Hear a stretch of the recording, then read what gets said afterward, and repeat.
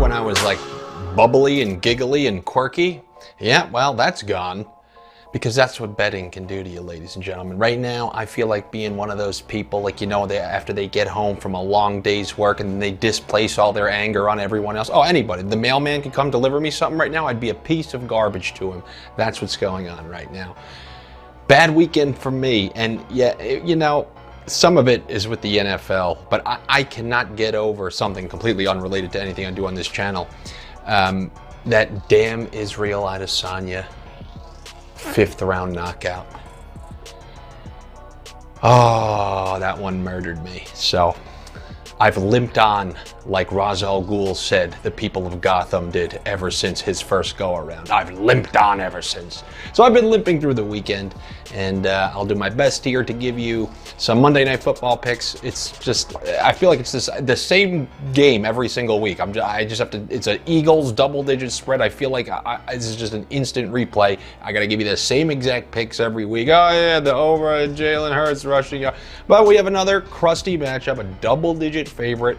I guess it's a division game. It's in Philadelphia. You got the Eagles hosting the Commanders, and you can still take that DraftKings Sportsbook promotion where you bet $5. You can do it on the Eagles. Eagles are like 11-point favorites. You bet $5 on the Eagles money line, DraftKings Sportsbook will credit you with $200 in free bet credits as long as those Eagles win.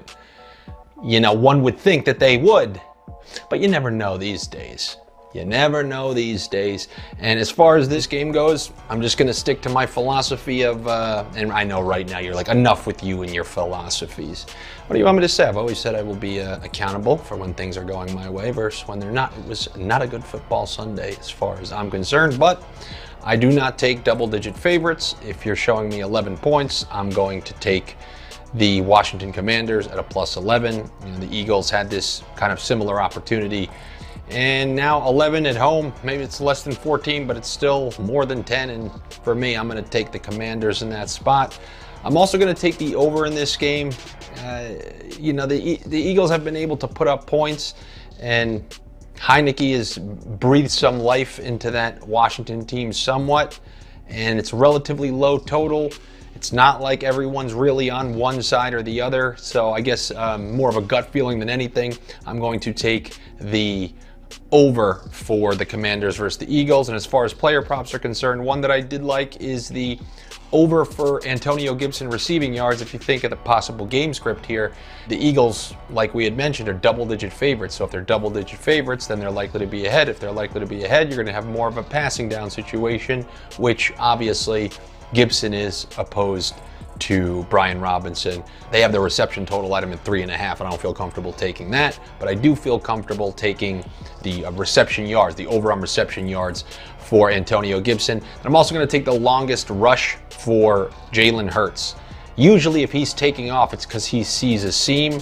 If you're picturing Jalen Hurts running a designed run, a read option where he keeps it, I think it's going for over 10, maybe like 15 or something like that. So I'm going to take the over on the longest rush from Jalen Hurts.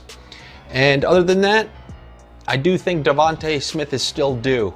It's been a couple weeks since he's really blown up, and I really do believe that these Eagles try to involve the people who have become less involved as far as the key cogs on offense. Whether you're talking about A.J. Brown, he went relatively quiet for a little bit in the middle there, and then he had a couple blow-up games. Dallas Goedert went quiet for a little. Now he had a blow-up game, and I really think Smith is due here, so I'll take the over on Devontae Smith receiving yards. That's what I got for you on this one. Relatively simple. I gotta, I guess this game still technically counts as week 10, and I just want to get to week 11, all right? Now, it was a rough one. Not for you, not for me, but even for Miss Lippy too. But subscribe to the channel here, and trust me, we'll get this right before it's all said and done. And I will see you guys for Thursday Night Football. Take it easy, have a good one, and I will talk to you soon.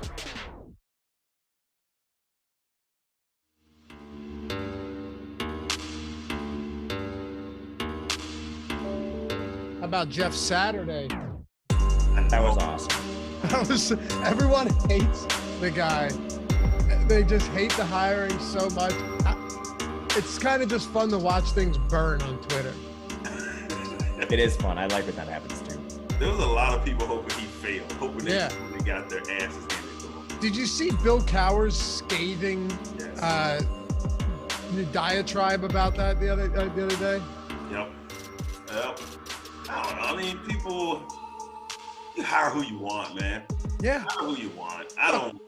I get being like, hey, I think there were better candidates, but to go like, it's an embarrassment and this, it's like he's an interim coach. They're basically just expecting him to fail anyway. Well, I don't know. I don't know. On whose scale is he better? On the NFL analyst scale? Whose scale? For him, he might be the best candidate for the guy that hired him. Right. I saw someone go, all right, just put us live, Mike. It's fine. You don't even I saw someone go on Twitter. They're like, how many qualified analysts that have worked their whole life to get there lost a job because Bill Cowher had never done an analyst job before, and now he's just sitting in the booth. So. Correct. There's an analyst. There's probably the highest paid analyst in the history of analysts in Tom Brady. He's still in the NFL, and Fox has offered him 10-year, $385. Yeah. What about McAfee? I don't think he had a ton of experience. Maybe he did, but he's the best out there.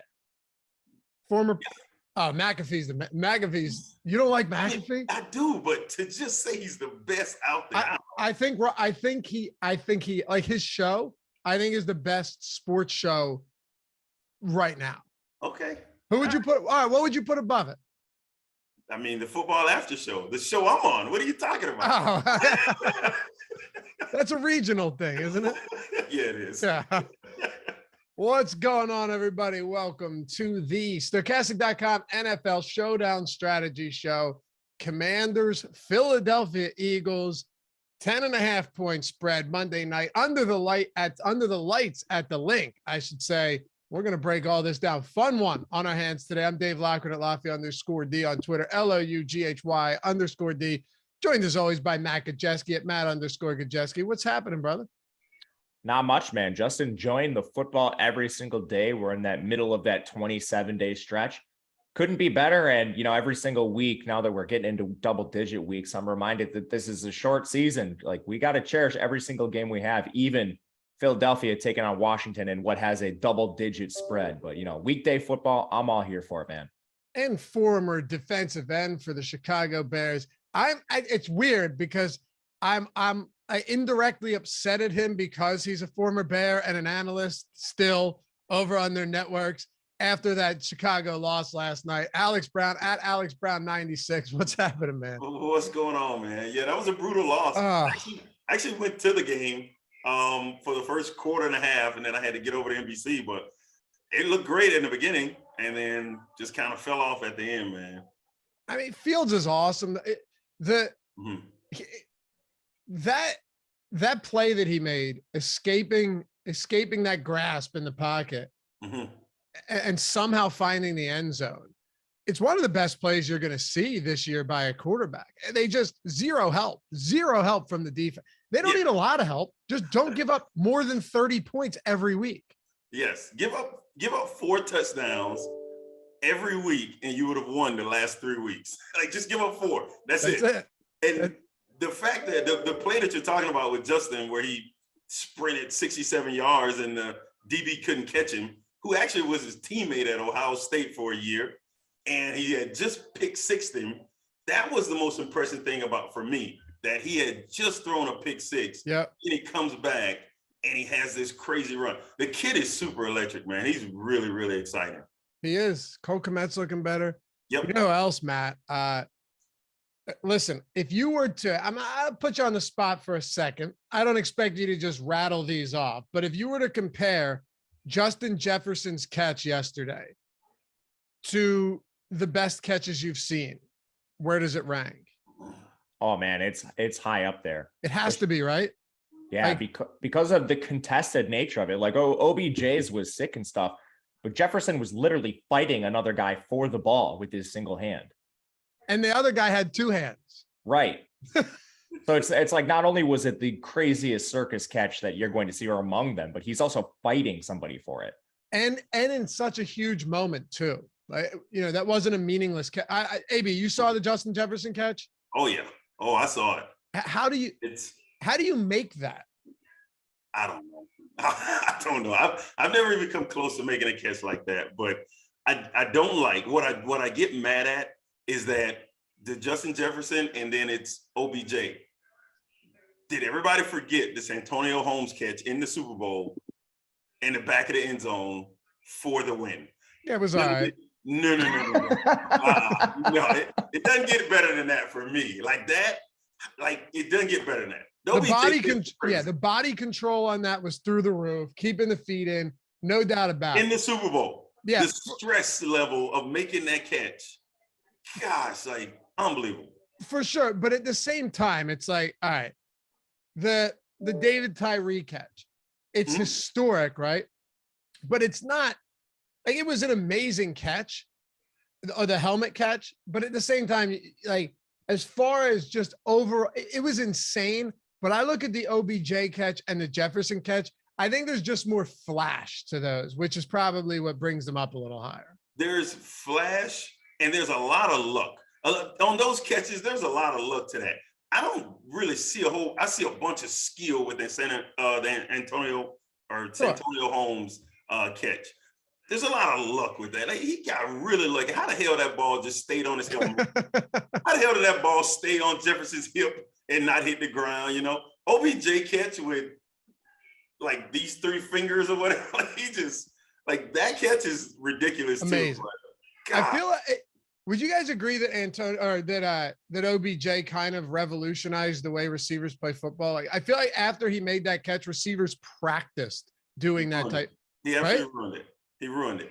He ruined playing wide receiver. Use both of your hands. Stop going on. You see kids in high school doing it now. They're jumping up with one hand trying to catch the ball. Use both of your hands and catch the dang ball. What? What are you talking about? That's your take on this? Absolutely. Yes, that is. Your take is make football less exciting? No, not less exciting. I want you to catch it. I don't want you to go try. If you try to catch it with 2 hands, let's just say there's an 85% chance you catch it.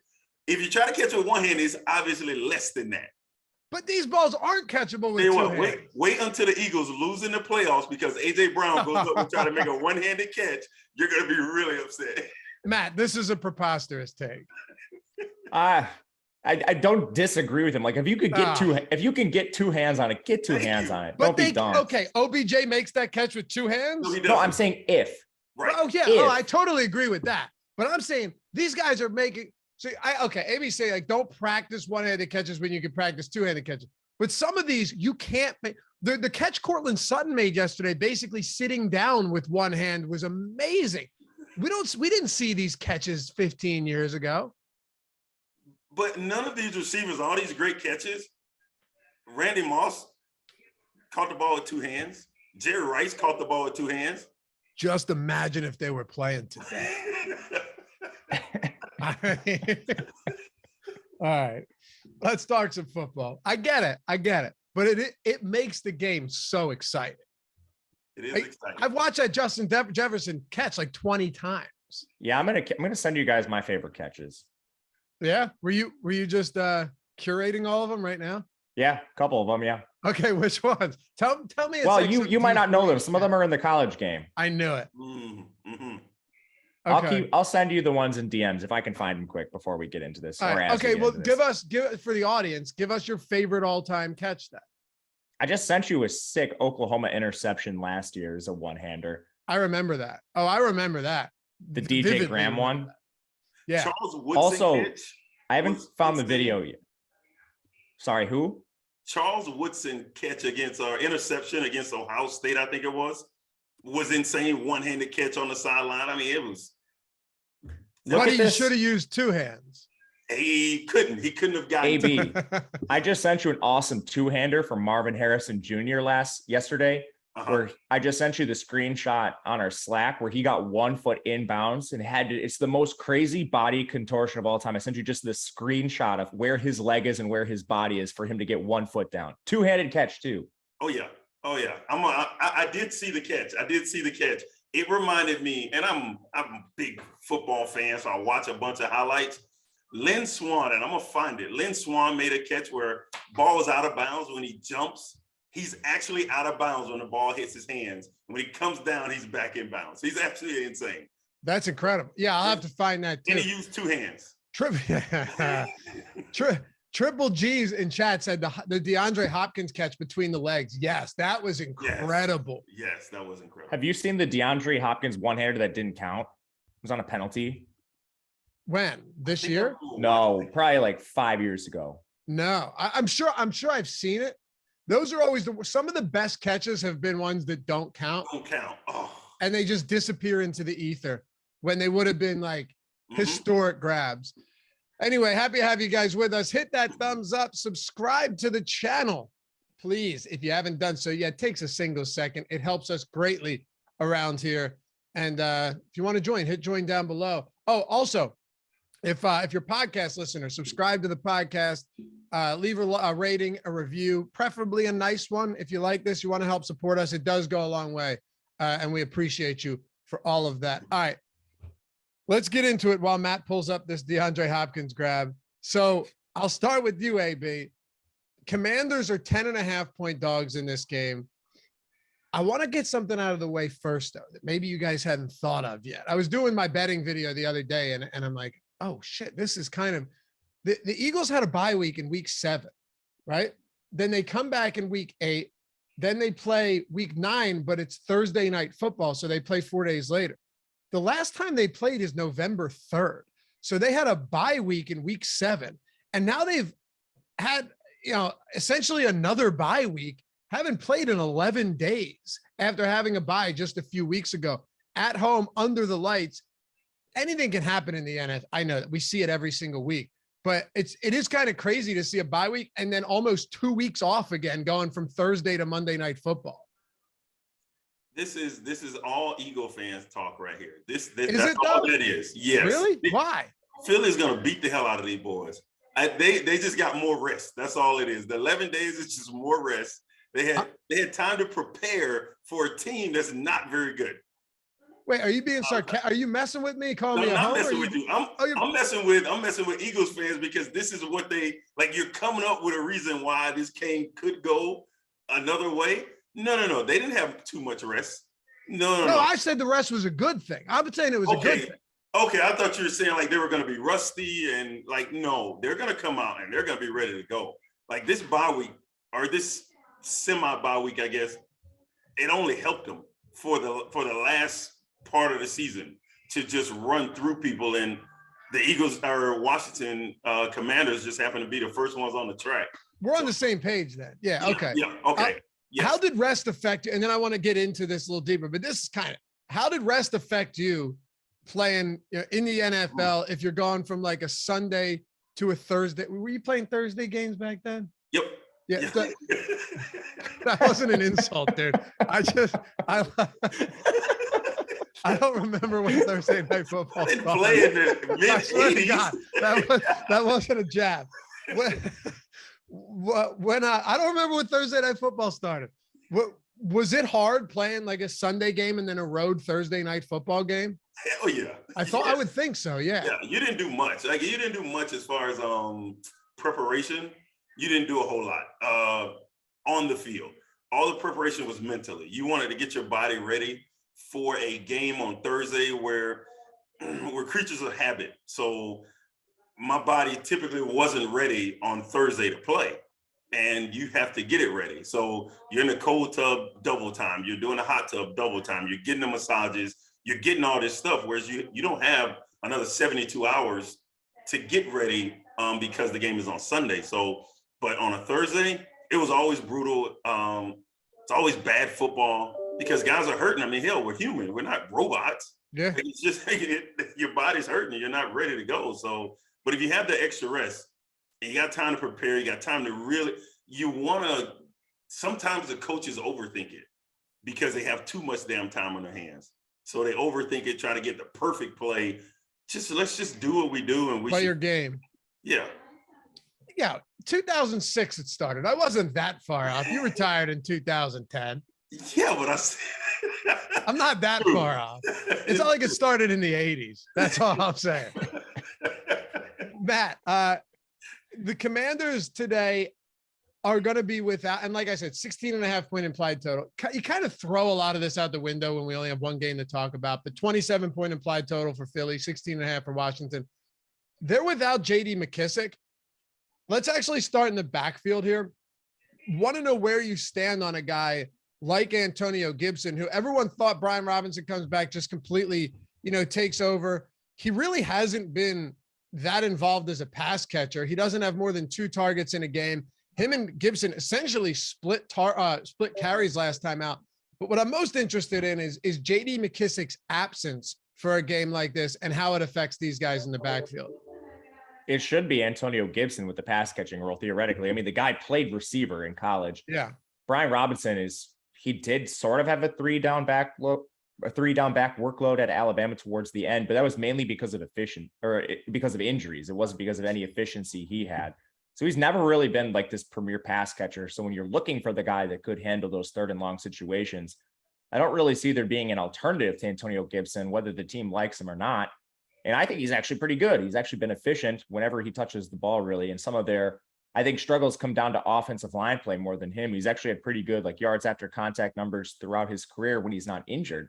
So I like Antonio Gibson quite a bit here, especially if he's handling those money touches, those touches that come through the pass game, if you will.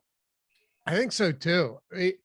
It's also possible, AB, and look, these games can go a million different directions. We could predict that it's just going to be a beatdown and then, something goes awry. Like Houston, Thursday Night Football, that game, this is the first game the Eagles didn't outright win the first half. And it was close up until not the end, but, they pulled away. But we saw some scoring. We saw some production out of Houston. If they do fall behind, you would assume that Gibson gets a decent amount of work in the passing game with Tyler Heinicke at the helm. Absolutely. I mean, like Matt just said, he played receiver. He can catch the ball. He can run the ball between the tackles. He can run the ball outside. But they're not giving him all the workload. That's just the thing. Like you look at the carries from just last week. They, like you said, they basically split it. Even the targets out of the backfield. I think one was 2. Gibson had 3, I think. So I don't know. It's gonna be maybe who's the hot guy. I mean, you got to look at Samuel too. They can run him out there and put him in the backfield and get him in the I guess bad coverages or bad matchups with their linebackers. Because you got to look for something if you're the Commanders. You got to look for matchups. And right now, I mean, the Eagles coming in is not worried about matchups on this team. They smoked them the first game. They just beat the hell out of them. It was 8-9 punts out of 12 possessions. Like they just beat them to sleep, man. I was at that game in Washington. Yeah. Oh, were you? Like it was not a good. Like that's not a good game. I think they scored on their last possession of the game. So they're gonna have to do something different. You're gonna have to see something different because just running out the same guys and doing the same thing. Well, we've seen that movie before. Just seeing this here, not to sidetrack us, but in 2005, 4 different Bears got votes for AP Defensive Player of the Year. You were one of them. Well, yeah. Somebody out there thought I was the best defensive player in the league. Yeah, you got one vote. Yeah, Urlacher got 34. Hey, I don't care. Somebody thought I was better than That's him. Awesome. That's awesome. Hey, every year, like, legit, every year that this award comes out, I always send them a text.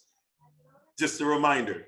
Somebody thought I was better than you. The year that you won it at your peak, somebody thought I was better than you. Hey, it wasn't unanimous, pal. Right. I got Yes. That's pretty crazy, though. 4 of the top 10 were Chicago Bears that year. Our defense was nuts, man. Wow.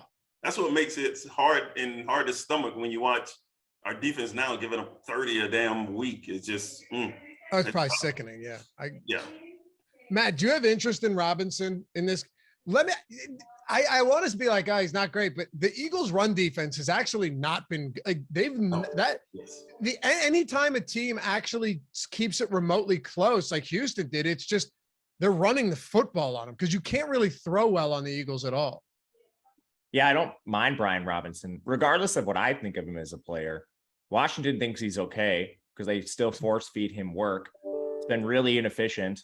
He's just slamming into the back of his offensive line 10 to 15 times a game. But if that happens near the end zone, which it has been, they've been giving him some of the money touches in the end zone. We talked about Antonio Gibson getting the pass game work. Well, Brian Robinson handled their only red zone carry last week. He's the bigger back between the two. So I presume he would be the guy they give the first crack near the goal line.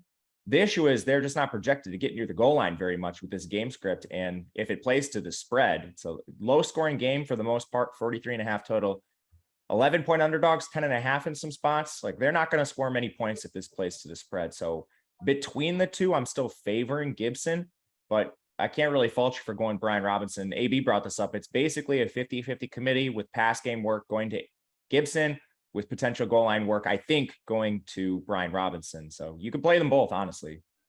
It is an interesting point, though. Just assuming they don't get a ton of goal line opportunities, you'd rather have the guy like Gibson who can, make bigger plays from further out in the field. I think so. Their prices aren't too different either. So I don't really see there being any hurt in going up to Gibson, if that makes sense. Like, Gibson's not at 6,800 on DraftKings. You're not really breaking the bank to get him. So the opportunity cost, I don't think is too drastic. You have any interest in Robinson, AB? Yeah, I like him. I mean, because if he's going to get a touchdown, if he's going to get the carries when they get into the red zone, then yeah, you got to like him. But gosh, I'm looking at last game, man. They didn't get any new players. I don't see him getting down there very often. And if you want to score points in DFS, and Gibson is the guy, he can have 4 or 5 catches and not see the end zone and still get his 12, 13 carries. And he's going to beat Robinson every time, So if Robinson doesn't get a touchdown, I don't see how he beats him. Yeah, I think Gibson's definitely the superior play. Where do they rank in our tools? Robinson. Okay, so yeah, both of them actually have positive leverage scores, which is surprising. AB'd be happy to know Jake Elliott has the highest leverage score on the entire slate. Yeah. Joey Sly third. But yeah, okay. Yeah, Gibson just I think Gibson in the captain isn't even the craziest thing. He basically no leverage, no negative or positive leverage at the captain spot, but I don't think it's insane. If you're playing this game to go different than Vegas says, like than the spread looks, Gibson, I think, would probably be the guy. Matt, what about the pass catchers here where you've got, it's not like it's not like Houston where we're going, yeah, we have to play Chris Moore and we have to figure out a rotation of 3 different tight ends who are going to get 2 targets each. Like, Terry McLaurin's going to be on the field the entirety of the game. Curtis Samuel, then it gets a little dicier, of course, like De'Ami Brown, Cam Sims, and everybody. But we at least know there's 2 guys that are likely to be on the field most of the game. Jahan Dotson returns, though, for the first time since week 4. If he's healthy, fully healthy, which full practice is, as long as his conditioning's there, he should be the third receiver on the field almost every single snap. If anything, I think this kind of takes away all those ancillary pieces, just flat out no reason to rotate anyone. Cam Sims, De'Ami Brown, none of them should touch the field if we have a fully healthy Jahan Dotson here, first round pick Jahan Dotson. And he was awesome before the injury. Not the most voluminous role for him because he's clearly behind McLaurin and Curtis Samuel, but hyper efficient, scored a bunch of touchdowns early in the year before the injury. Again, we're guessing. We don't know that he's fully healthy, but I'm going to bank on the practice reports. He wasn't limited, full practice. I think Jahan Dotson's going to come right back out there, be a full-time player for this offense. So in terms of ranking them, DraftKings priced up a lot of guys today, and we don't have the very clear value. So Jahan Dotson coming off the injury is not $3K. He's $5K. And I think with that risk, even though I think he personally has a full-time role, I don't know this for sure. You can pay $1,600 more and get Curtis Samuel, who is locked into a role. Or if you want to change the build, you can get Terry McLaurin, who's locked into that wide receiver 1 role. So I do slightly prefer going up to Samuel and McLaurin rather than going down to Dotson. But I think Dotson's still clearly in play. For sure. The only added wrinkle to that, AB, is the fact that we haven't seen Dotson play with Taylor Heineke either. Like, we've seen McLaurin and Samuel play with Heineke now for 3 or 4 weeks. Dotson has only played with Carson Wentz. So it'll be interesting to see if Heineke goes to him or if there's no connection there. Kind of tough as far as pass catchers go against a good Eagles secondary. Yeah, I don't know about the receivers. I think the receivers can get open at times. But if it's not a perfect pass, then they're going to be in trouble. This Eagles defense, man, they get after you. Like they're second right now, I think, in the NFL in interceptions. They will take the ball away. They have a pretty good defensive line that can rush the quarterback. Heineke's thrown an interception in the past 3 games, at least one. He's gonna throw 2. He is. I love the Eagles defense. I don't know, man. I'm kind of scared about the receivers and the impact they're gonna make in this game.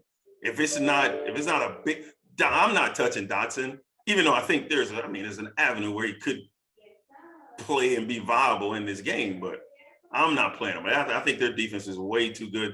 Their pass defense, that is way too good for a guy like Heineke in this receiving core. Are those emails coming in? What do you got going on? Oh gosh, yes, man. I work I do a transportation company, and it's just in the morning on a Monday. It is just insane. I hear it. Like crazy. Any way to mute that? I'm trying. Okay. We have people in chat going, yeah, I'm at work and I keep checking my inbox thinking that I got emails going in. Matt, if you're ranking these guys, Dotson's in play. Are there any wide receivers on Washington that, like rotational guys, that make sense, or maybe that you just don't want anything to do with? I don't think we want much to do with these guys. They're all priced up. I mean, they're not expensive, but they're just a little more expensive than they should be. And that's because we haven't had Dotson for multiple weeks. So, I mean, like we've seen Cam Sims, Diami Brown, even Dax Milne come into games. And like some of these guys should flat out be $200 and they're not. And there's a chance like Dax Milne doesn't play tonight. There's a chance that Diami Brown doesn't play tonight. I think Cam Sims is the first guy to rotate into the field, but I wouldn't be surprised if it's 10 snaps or maybe even fewer for him. So I'm really trying to just X out all of these ancillary guys and play ancillary guys on the Eagles or play tight ends. And I think Logan Thomas is a way you can get away from really all of them because he's not expensive. And I'm sure we'll talk about him in a second. So to kind of sum up receiver for Washington, my personal preference is Curtis Samuel, number 1. He's also the highest positively leveraged receiver for this team in our tools, which I think is solid. But as far as price and role go for him, they coalesce here to make him the best play. He's not targeted too differently than, Terry McLaurin. They come in different ways. He's more of a gadget guy, but if you get the savings, I think that's worthwhile. And then with Dotson, there's just the inherent risk that maybe he doesn't have his full-time role back after the injury, and you can pay just $1,600 more to get Samuel or pay like nearly $2.5K less to play Logan Thomas. Any other receivers for you, AB? Any tight ends here? No, I'm good. If you're not playing the main guys, McLaurin, Samuel, I like Samuel. But this team is good, man. This secondary for the Eagles is really good. Can you be different if this game script goes a different way? Sure. And you probably be one of the only ones playing them in that, especially in a captain spot, to put a guy like Samuel and hope he get 6 catches, a touchdown. I just don't see it, especially how they dominated the first time around. No, I don't see it happening. What about old Joey Sly here? You into the kicking game today for Washington? Now, Washington they were able to move the ball. They just weren't able to put the ball in the end zone. I think 3 of those 12 possessions they had was their turnover on downs, and one was like a 14-play drive. They were trying to get in the end zone. You're down 24-0. Like you got to put points up, and it can't be field goals. So they can move the ball a little bit, but I think it's going to come through the run game when they get to the red zone. Yeah, they're going to get shut down.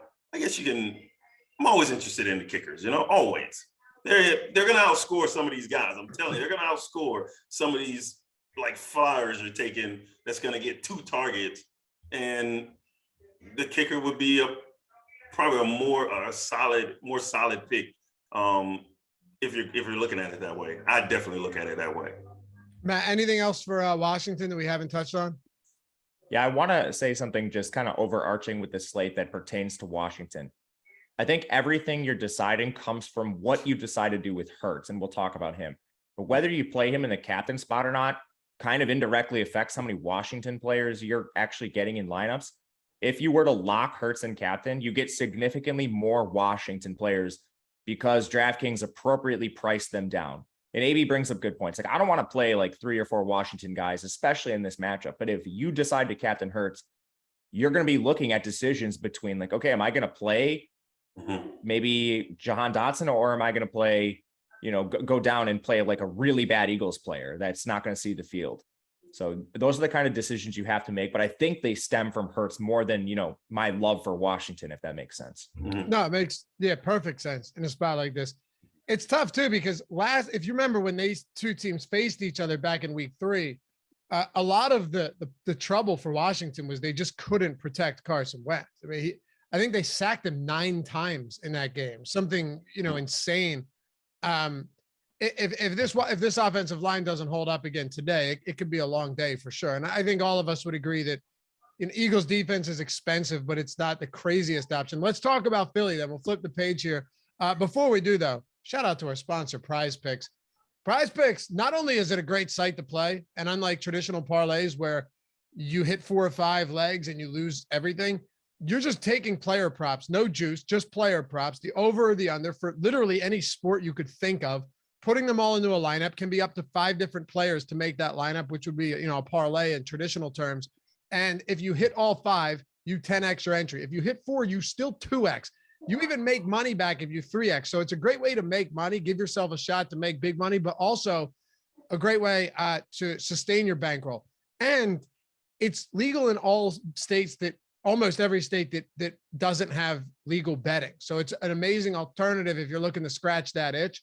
But like I said, the platform's awesome. You can mix college football, NFL, basketball all into one lineup. It doesn't all have to be one sport. A million different ways you can play it. The power play, where if you play 4, but you have to hit all 4, you can 10x. You have $100 first match deposit bonus when you sign up. You got to use our link though, the one in the description, or if you're watching live, the one in chat. And if you use that link, you're getting a free month of Stokastic Plus Platinum. All of our tools on the site, not Fantasy Cruncher. We don't own it. We just host it. You guys know that. But you can get that add-on. You're talking ownership, player projections, the top stack tools, the boom bust tool, the top plays tool for Showdown and single game slates, everything across the board, not just for football, but for everything else we have. Our player prop tools, the PrizePicks stuff to help you make better decisions. You're getting all of that for the first month, $120 value, and up to $100 first match deposit bonus when you sign up. So on top of PrizePicks just being sweet, you're getting the free month, you're getting the $100 first match deposit bonus, all right here when you use that link, or use it in chat or the one in the description. Check it out.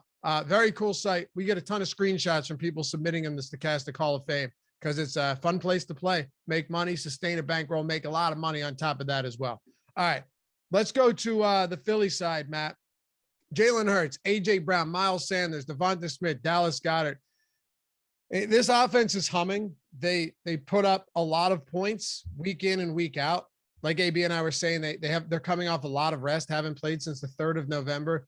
We have to start with Hurts though. Not, hey, is he a good player? Do you play him? But more to your point that you were making a second ago, how are we playing Jalen Hurts?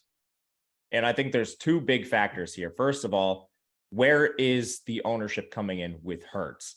And like to your point, I think he's a guy you want to play regardless. His top, did you look at his top play probability, Laffy? 42%. Yeah, holy smokes. 42%. That is incredible. With that said, our tools still have him as slightly over-owned in the captain spot. Like slightly. We're not talking anything for me that's a real big differentiator here. Like 1.5%. Yeah. Yeah. Like I'm not scared of playing Hurts in the captain spots tonight, but if you're like breaking it, like let's say you're playing one lineup or something tonight and you want to know what the tools say on the back end, maybe this is the tiebreaker where you're like, okay, I'm just going to play Hurts in the flex. So that's one factor. The other is how your lineups look as a whole. So when you do captain Jalen Hurts tonight, a lot of the lineups you're going to run into are 3 Washington players, 4 Washington players. And that's because A.J. Brown's expensive. Like Devonta Smith's not cheap as the wide receiver too. Goddard, he's 7,800. He's not cheap. The backs aren't cheap either. So like Eagles onslaughts are very, very difficult with Hurts at the helm, which is, I think, the biggest factor in the entire slate.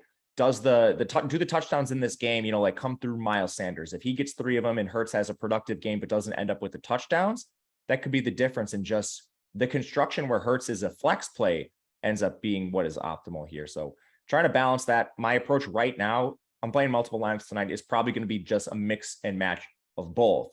But I mean, you can't really go wrong with Hurts one way or another. Just very, very key what you decide to do with him at the captain.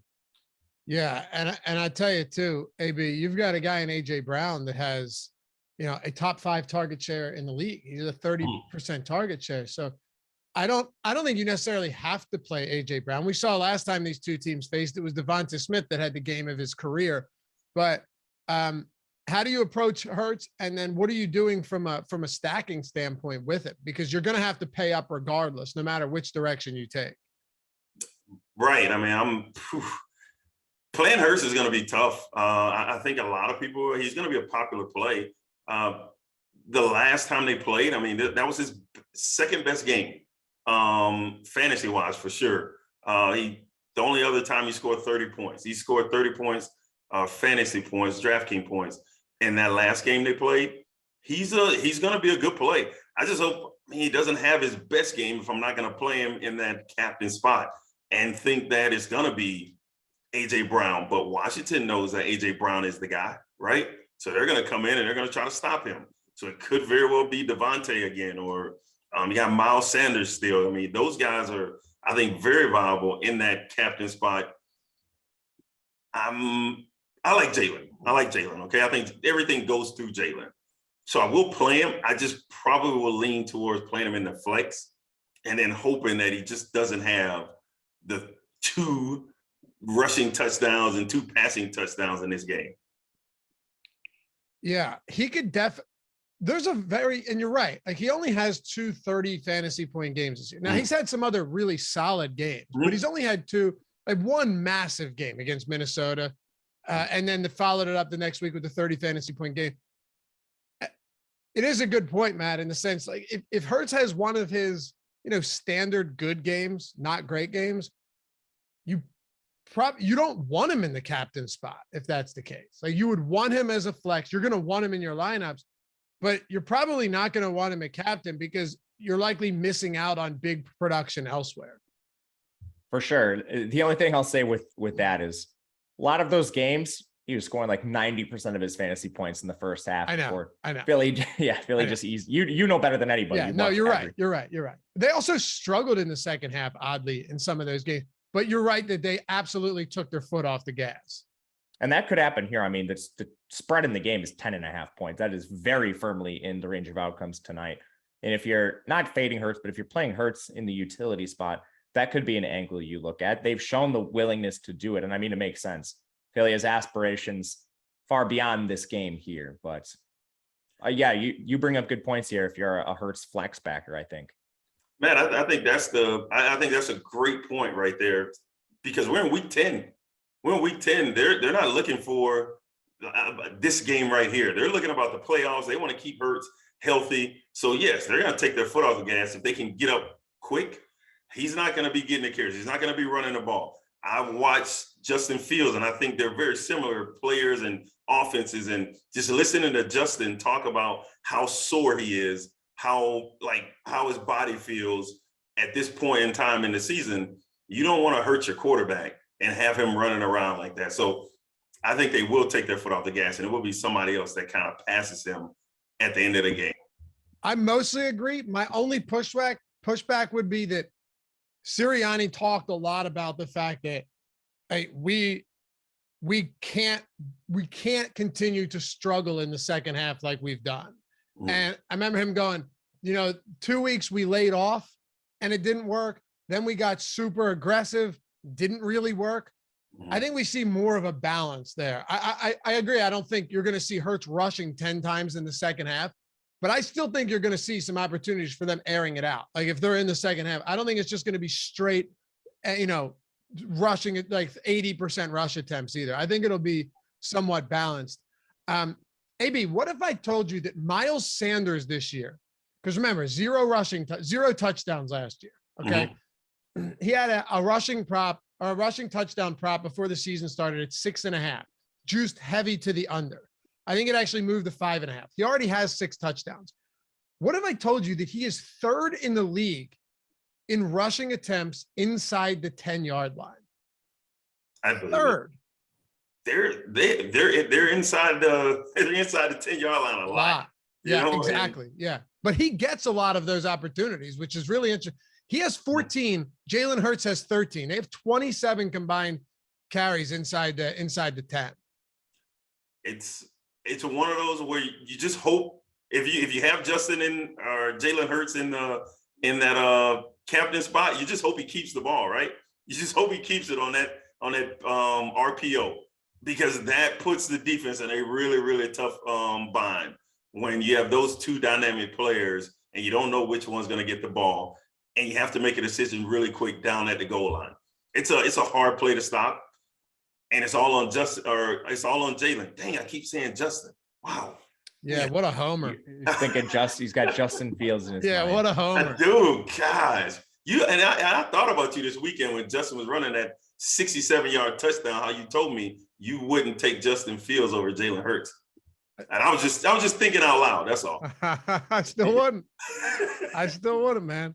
Listen, you're acting like the Eagles don't drop 30 points every other week.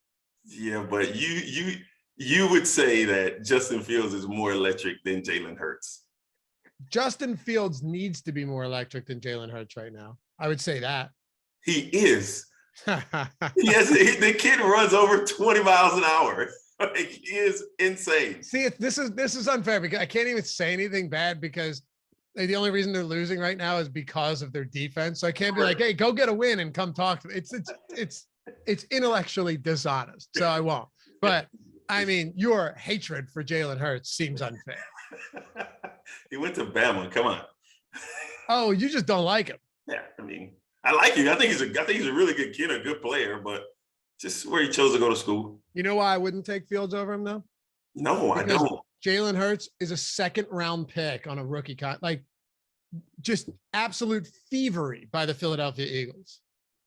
Okay, I can see that. I can see that. Like, what's he getting paid right now? Not much. Not what he should be. Not for a starting quarterback in NFL. Right. A 2nd-round pick. Yeah. You guys should watch the Jason and Travis Kelce podcast, The New Heights with Jalen Hurts. Hurts it's so good, man. He's one of the most likable people in the league. I'm telling you, right? I'm not being a homer. No, man, I'm telling you, this guy is cool. Matt, Miles Sanders and Jalen Hurts. It's funny because I think a lot of people would look at this as, kind of vulturing opportunities, cannibalizing each other. It's really not the case on a team that scores a lot of points. Like, yeah, sure. If Sanders scores, Hurts isn't scoring. I get all of that, but they've coexisted pretty well. And I think both of them should get enough opportunities in a game like this to where we shouldn't be super concerned. Although, yes, they are both priced up. Like, this is probably the most Sanders has ever been in a showdown slate.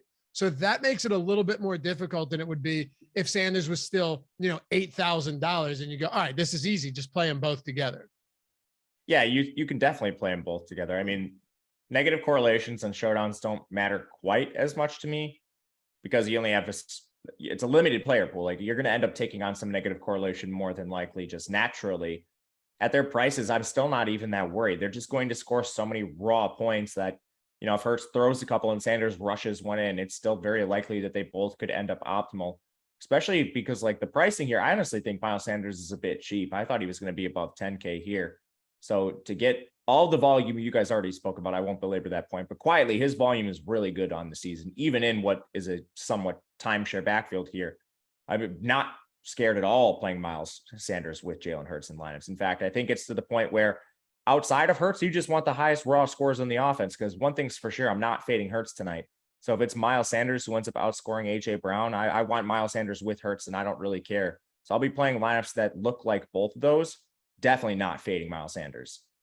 What about you, AB? Backfield. We'll get to the pass catches. We'll tie all this together, but we're on Hurts. I wanted to talk about the correlation there. What are your thoughts on Sanders and the rest of this backfield? I love both of them. I love Hurts. I love Sanders, rather. I think he's a heck of a player. He's going to get a lot of opportunities. There are other guys that could sneak in there. Is it Gainwell, is that? Kenny Gainwell, yeah. Yeah, so Gainwell, I mean, you can see him coming in late in that game. If they actually get a lead here, which I think they will early on, you can see him get up to, I don't know, if he get 8 to 10 carries, get a couple balls out of the backfield. I mean, I think he could be a viable play, but I love Sanders. I think it's gonna be a Sanders type night. Hurts, AJ Brown. I mean, these guys they're really good. It's just a matter of who you're gonna play and how this game's gonna play out in the second half of the game. If it's a competitive game, these guys aren't coming out. The second tier guys aren't gonna play because they want to play well. Like you said, they want to play well throughout the course of the game. The only thing that sucks with Miles Sanders is he really doesn't have any pass catching involvement. That's the only thing. If he even averaged like 4 targets per game, it would be huge. They just don't really need to, is the problem. They don't need to do that. And, you know, he's had what? He has 1 target over his last 3 games. It's tough. I still like him because I still think he has 2 touchdown upside every single game, given this team's ability to score points. But Gainwell has that. Gainwell could be, if they're locked into a tight game, you could definitely see more Kenny Gainwell, Matt. Absolutely. They use him as a pass catcher. That's what I mean. Yeah. And it makes sense. You want to talk like that Memphis offense that Antonio Gibson came out of. The player who took the Antonio Gibson role after him was Kenneth Gainwell. And it's not like, okay, this is just a one-off thing. Antonio Gibson is a weird player they had. We use this receiver running back hybrid. That's the Memphis offense under now their current head coach, former OC Ryan Silverfield. They use that position. It's a hybrid running back receiver position. Gainwell played the exact same thing that Antonio Gibson did in college.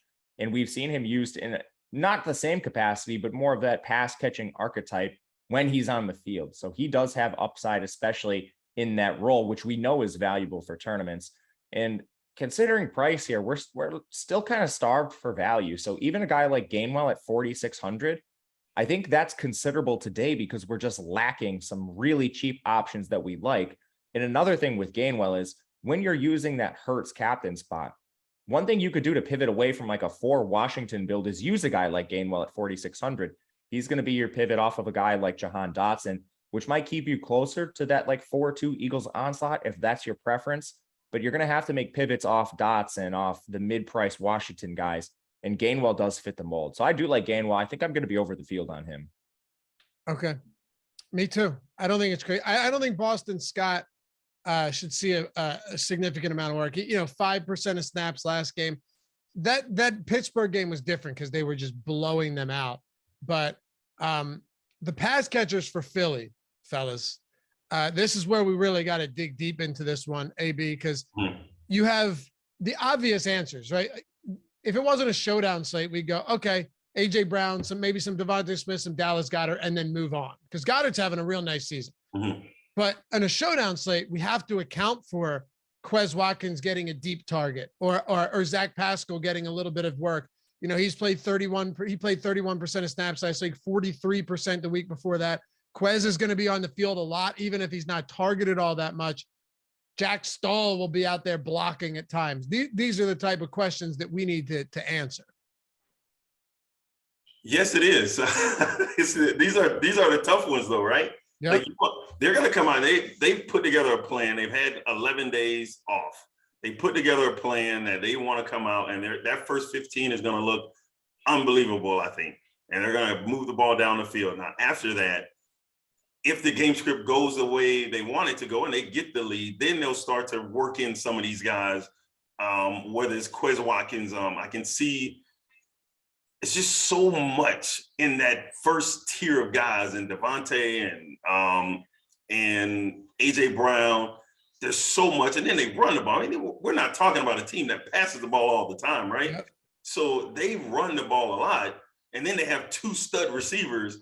Looking at the receivers after them makes it really, really difficult, especially when you get past Quez Watkins. When you get past him, I don't see it. I don't see how these guys, how they're going to play a factor, honestly, in this game past that. I don't.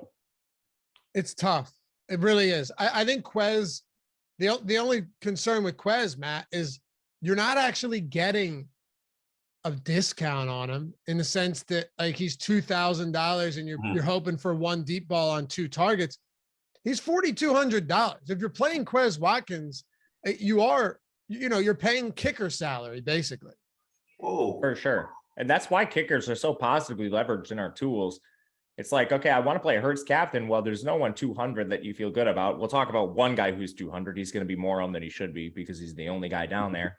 But instead of playing kickers, you're either left with playing ancillary Washington guys who we've talked about at length. We don't feel great about their chances of scoring, or you're hoping for a deep catch from Quez. So there's just not very many chances here. At the end of the day, for large field tournaments specifically, I'm going to look at which of these guys draws the lowest ownership. Right now, that looks like it's going to be some combination of Kenneth Gainwell and Quez. But for low risk contests, if I'm playing smaller fields cash games, I'm just going to play the kickers. That's how I feel too. What's Quez? If Quez's ownership is really low, I think that would definitely, change how I look at this. He's 10%. So it's like Gainwell's 8.6. I prefer Gainwell slightly, but Quez is 10. He's pretty low for a showdown. Yeah. So the low ownership is enough to at least, get me a little interested. What about Matt, the top 3? Let's just the top 3. This is how we'll close this out. I think we agree Philly defense, even at their price, you can work them in. I know I don't have to ask AB how he feels about how he feels about Jake Elliott. The answer to that is, I'm sure, a resounding yes. Yes. But with Brown, Smith, and Goddard, is there any, like I said, Brown has a 30% target share this year. Smith is at 23%, just hasn't had those big games. Dallas Goedert's been a monster after the catch this season. I mean, he's having a really impressive campaign at his position. Is there any preference you have from a salary, ownership, stacking standpoint that's going to make life a little easier or make us a little bit unique? Brown is a guy I'm watching closely throughout the day on our tools. Where we end up on him is going to do a lot for where I play him. Right now, negatively leveraged at the captain, positively leveraged in the utility. I thought that was going to be the opposite with Hurts on the slate, but I think that's just a factor of Hurts. A lot of people are trying to play Hurts, so you don't get quite as much Brown. Either way, I'll be paying very close attention to that. He's also kind of the guy where I don't want to fade AJ Brown. I want to figure out where the best way to play him is. Outside of AJ Brown, obviously interested in both Devontae Smith and Dallas Goedert. I think they make for excellent contrarian captains because so many people are going to play Jalen Hurts and AJ Brown. So for large field tournaments, I'm definitely looking at captain lineups between them. And Goddard in particular, man, is he a good play tonight at his price, 7,800. Volume hasn't been too different from the studs on the slate. And just as far as raw projection goes, Dallas Goedert is the 3rd highest projected player on our slate, which shocked me. Yeah. 3rd highest projected player. Dallas Goedert is an awesome play tonight. I love Dallas Goedert. We have him with massive positive leverage in the captain spot. I know Alex talked about him, as a captain spot play on Thursday, and he was in the optimal captain. Beautiful thing. He has that big play potential. AB, wrap up the Eagles for us. These top 3 guys. How do you approach it? You definitely want to look at the ownership, but that Goddard play, once he gets going, and if Hurts see that they can't guard him, and they're really trying to take away those big time receivers they have on the outside, Goddard can really get you 8 for 85 yards, and he could go for 2 touchdowns, and then you have to have him in that spot, right? So I love Goddard. I think he's a great play. I think he is that 3rd guy as far as pass catchers. He's that 3rd guy. He could very well be the 2nd guy on that team in front of Devontae Smith. So I love Goddard. I think he's a great play, and if you're getting great leverage in the captain spot, I think it's something you should really consider. Me too. And then Devontae Smith, I'll just throw this out there. Devontae Smith hasn't had those big games recently, but we know he can. He isn't really. Last week was rough, a couple of weeks, but there is some blow up potential with Devontae Smith, just his ability to get deep downfield. We saw it against this Washington team. He had that huge second quarter against them earlier in the season. So I do like him. I like all of these guys. I don't really think there's a wrong answer there. Matt, anyone we haven't touched on that you want to get to before we build a lineup and turn this over to the NBA strategy show? You mentioned him briefly. Jack Stahl plays a decent amount of snaps. This team will use 12 personnel a fair amount. He mostly blocks, but I bring him up because he's really the only consistent player at the price tag of 200. We do have some other guys that get 5 snaps or fewer. Stahl at least plays 23. I'd be very, very cautious of Stahl being the only guy who's semi-viable in this range. We have him not very owned right now. I would watch this through the day. If you hear his name pop up on Twitter and shows, you can probably tell he'll be a little more owned than what we have in our tools currently. And our tools will update through the day, but right now I'm anticipating him being more owned than what we have him. All right, let's build a lineup. We got to rip through this. And I forgot to mention it earlier. A lot of you guys I saw in chat saying PrizePicks isn't available to you. You want the free month? BetMGM probably is available to you, and you're getting 2 free months. When you sign up using the link in the description, the one in chat, all you do is follow the very simple directions. Deposit $10 or more. Place that $10 or more on any bet you can think of. Once that settles, BetMGM will email you, tell you how to get the 2 free months. $240 value. As I said, every single tool on the site. If you have BetMGM available to you in your state and you haven't signed up yet and you want to get access to all of our tools for every sport, this is the time to do so. Follow the link in the description or the one in chat and you'll get there easy. I mean, come on. You're not going to find a better opportunity than that. All right, let's rip through this, fellas. AB, captain spot. Where do we go? Oh, man. Oh, gosh. Go Gibson. Okay. I kind of like that. Matt, we got Gibson at captain. We'll make it easy. We'll go Jalen Hurts. All right. I'll go DG, little Dallas Goedert action in there. That gives us 6,600 per player over the last 3. It's hard for me. It's hard for me when the last game they played them, they had 9 sacks. So I wouldn't respect myself in the morning if I didn't put the Eagles defense up there. Okay. Eagles defense. Matt, we can play one more pretty expensive player here. Yeah, I think Miles Sanders is a great addition. All right. I like it. That gives us 3,600. Oh, that's tough. You guys don't leave me with much. You know what? I think I'll throw Logan Thomas in there. Hope for a rogue touchdown here at the tight end position. Maybe the receivers had their hands full with those electric cornerbacks for the Eagles, and he slips one in there. That'll work. That'll work. Nice. That was quick. I mean, we do this in record time. And I will throw this lineup in and see what happens. Follow AB at Alex Brown 96, Matt at Matt_Gajewski, me at Lafayette_D. Shout out to Mike for producing this one, and stick around. NBA Strategy Show coming up next. Peace.